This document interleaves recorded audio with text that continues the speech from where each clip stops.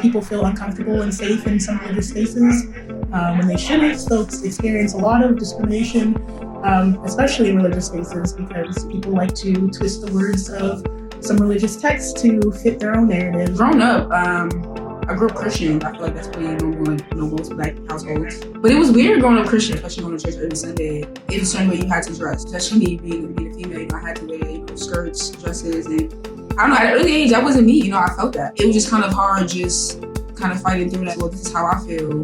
What you guys are telling me, how I feel may not be the right thing to feel. And that was hard, especially me at 8 years old. Like, damn, oh, it's a lot to process. My mother is still a practicing Jehovah's Witness, and because of that, and me being gay, we all speak because her religion says that being gay is a sin. By the time I became like an adult, like church just, or a belief system just wasn't there. A big part of why I feel I have a huge disconnect from spirituality is because of how I identify. I tend to have big problems with the Black church when it comes to queerness. I don't go anymore for those reasons. I feel like there's a separation. Like when people see me, I'm Black first. That's the first thing that you see. And then I'm queer after that. So it's hard to be queer and Black and participate in the Black church at the same time. Oftentimes I feel like for myself, I guess, is being compared to white people or being compared to whiteness. Being made to seem like we're doing something that is of the devil. Once they started, the teaching as far as like Sunday school and stuff like that, they tell you, this is supposed to be one way, love is supposed to be one way. But again, it's like, that's not how I feel. So it's like a confusion, it was hard. Most churches will tell you like, hey, we accept you no matter what, flaws, everything. But then you come out as gay and it's like the door gets slammed on you.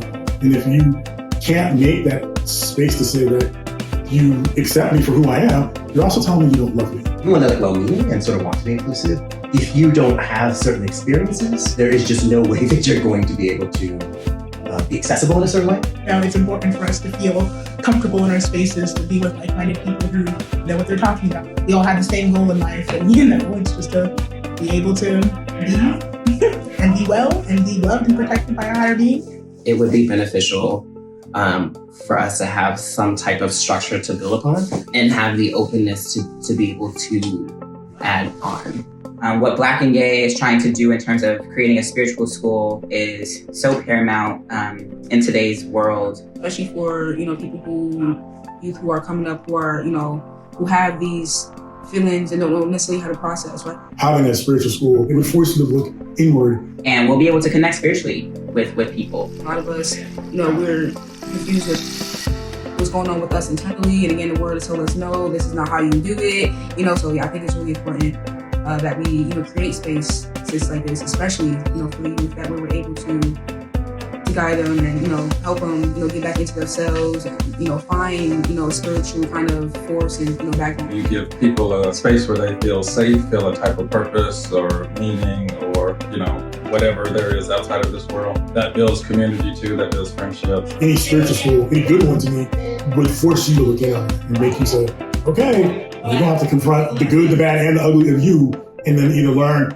how to deal with that or then learn how to grow from it. That's why I think it's so powerful when Black queer people get together, Black queer spiritual people get together and reclaim their divinity, their truth, their reality, in order to kind of combat that like really negative energy that we can get sometimes. We'll be able to just naturally kind of send that vibration out there that like your people are here and rooting for you, whether you know them or not. Like, we're saving our own lives and we're saving the world. I mean, the world needs Black queer creativity. The world needs Black queer spirituality. The world needs Black queer genius.